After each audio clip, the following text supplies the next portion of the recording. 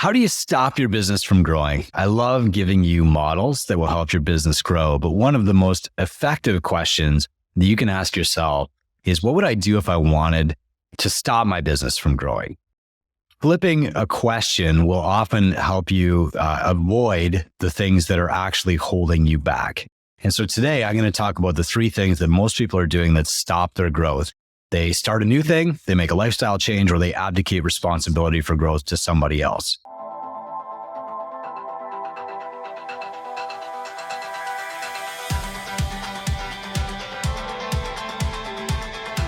So whenever I'm faced with an obstacle and I'm like, wow, why isn't this working? Or why am I not finding this right staff person? Or why am I not attracting more clients? I flip the script as a mental exercise and I say, what would I do if I wanted to turn more clients away? What would I do if I didn't want to hire the right people? And what this does is it helps me identify the stuff that I'm doing that's probably holding me back. So let's start with starting a new thing. A lot of entrepreneurs, they get to a certain level, and it's usually right around that $1 million mark.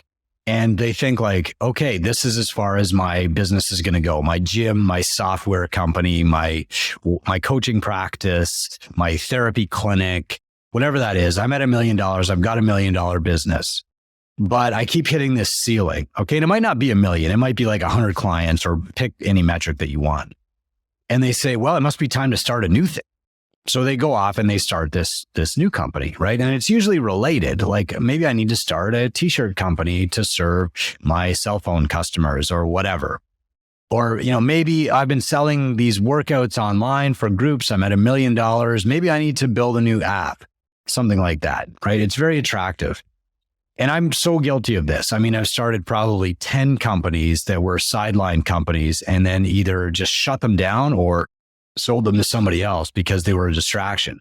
And what I finally realized was that these distractions were ultimately stopping me from building the original company. Here's a great example. So when I had Catalyst Gym, and this was the only business that I owned at the time, the gym had hit this certain threshold of around just about $800,000 a year. And I couldn't grow it anymore. My coaches seemed full, the classes seemed full. And I was asking myself okay, now what? And we were serving this growing clientele of kids who really needed our help because they had autism and some had brain injury. And we called this program Ignite, and it was really, really effective. And so we said, okay, let's spin this into a separate company. Now, there was no reason to spin it into a separate company, really, but we did. And of course, that company started to dwindle and it took my attention away from my gym. But the reason that I started that company was because I just didn't know how to grow my gym anymore. And then I eventually sold that company and started another company called Spark Rehab because, again, I didn't know how to grow my gym. So I thought I better start this new thing. And over the course of decades, I've done this so many times where I've reached a certain level where I've gotten stuck in my primary business and I've turned my focus to starting something new instead of asking myself, what's it going to take to break through here? My mentor, Dan Martell, told me way back in 2016 that this is actually really common. And he said the number one reason that most entrepreneurs start a second business is because they don't know how to grow their first business any larger. Instead of figuring out exactly how to do that, they take the easier path, which is starting something new. And starting something new has a lot of attractiveness. It's the novelty. It's the hustle and grind. It's the familiarity of, if I just work really hard, is this going to work? It's exciting. It feels like you're getting stuff out of your head. But the reality is it's a distraction. And your best bet is always just to grow the primary business. So if I wanted to stop my primary business from growing, I would go start a second business. Okay. The number 2 way to stop your primary business from growing is to go mess up your life. So a lot of entrepreneurs, they get to this point where their business is at a comfortable level and they need stimulation. Their brains have been trained to seek problems to fix. And if there are no problems to fix anymore, or they don't know how to solve the next problem, they create smaller, more fixable problems. And so they move. They pick up their house and they move across the country. They fire key staff, or they start micromanaging their staff. They change their brand. They de-affiliate. They rebrand. They hire key staff and fire other key staff. They get a divorce. They start shoplifting. They start drinking. They create drama in their life because they want problems to solve. And ultimately, they wind up creating the problems that they're going to solve first, right? They create these like miniature problems because they don't want to address the big problem. They don't want to admit that they don't know how to solve the big problem. And so they create these little crises to solve. And sometimes these crises stick around, don't they? Like divorce, shoplifting, drinking. The reality is like if I really wanted to stop the growth of my current company, the number one thing that I would do is change something in my life. And that would distract me enough to stop me from growing my company. The third thing is to abdicate responsibility for growth. And this is really, really common too. So as the CEO of your company, your primary job is growing that company. But a lot of us don't like that job, right? It's a lot of responsibility. And if we don't feel like we know what to do, then it's really uncomfortable to wear that gauntlet. And so what we do is we abdicate responsibility to somebody else, right? We hire a marketing agency. And then if the company doesn't grow, it doesn't grow, but at least it's not our fault. Or we hire a GM and we say, I'm going to give you a 20% bonus if the company grows 20% in revenue next year. But they don't know what they're doing either. They don't know how to solve the problem. They don't even have the experience and the background and the core knowledge that we do. So we try to outsource our growth by shifting that onto somebody else. And we tell ourselves these stories like, I just want to coach, or I just want to make the donuts. I'm going to hire somebody else to focus on growth. The reality is, when you're working for somebody else, you should be the best practitioner that you can be. When you start a company, your job is CEO, and you need to be the best CEO that you can be. And the CEO's job is growth. You can't outsource it. But if I wanted to stop my company from growing, I would try to make it somebody else's responsibility to grow that company. Now, look, I know it's tempting. I know you see opportunities all the time. I know you look at other businesses and you get frustrated that they're not as good as your business. And you see gaps in service. If you're running a gym, maybe you think, man, there's no good supplement companies out there. I need to start my own. Or if you're running an accounting business, you think, man, there's no good apps for doing accounting out there. I need to start my own.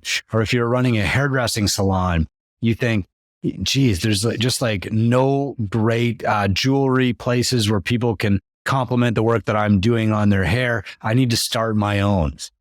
And you can start your own. You're a good entrepreneur, but it will stop your growth of your business. It will distract you from growing your primary thing.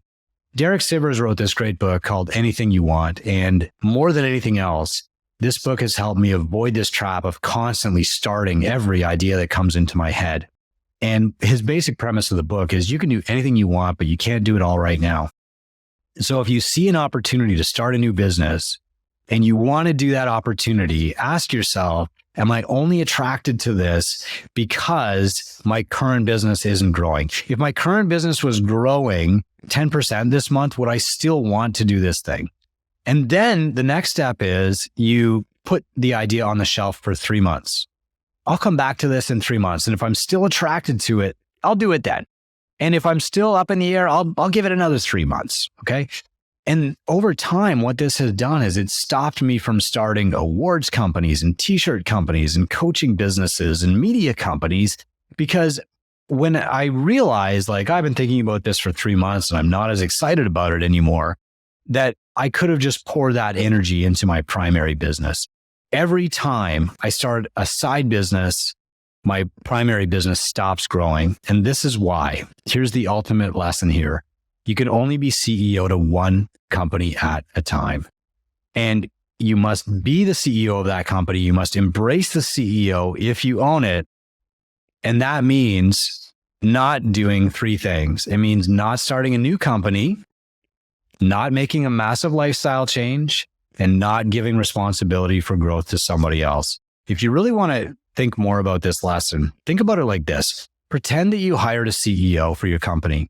Even if your company is only doing $5,000 a month, you hire a CEO to grow the company, and growing the company is their job. What would you say if that CEO also started a side hustle jewelry business? You would be concerned. What would you say if that CEO made a dramatic lifestyle change? Suddenly they had an affair and got a divorce. You would be concerned. What would you say if that CEO said, I'm going to hire somebody else to grow the company? You would be concerned because you're saying, hey, look, I hired you. I'm investing in you to grow this company. Why are you hiring somebody else? But when we're in the CEO seat, nobody is asking us these questions, even though we should be expecting this of ourselves. And so if I can give you one lesson to take away here, it's to look at yourself as the CEO, ask yourself if you're doing a good job, and then telling yourself, I'm going to freeze all of my great ideas for new companies for 90 days. I'm going to write them down so that they're out of my head. I'm going to put them in a folder. I'm going to open this up 3 months from now. And between now and then, I'm just going to do everything that I possibly can to grow this company. I'm not going to change the product. I'm not going to change the offer. I might change the price. I'm going to focus on growing this company for 90 days. And if I'm successful, then I'll come back to those other ideas and ask, do I still want to do it? As a CEO, your job is growth. If you want to stop growth, the best way to do it is to start a different company, to make a big lifestyle change, or to abdicate responsibility to somebody else. Hope it helps. Embrace the CEO hat.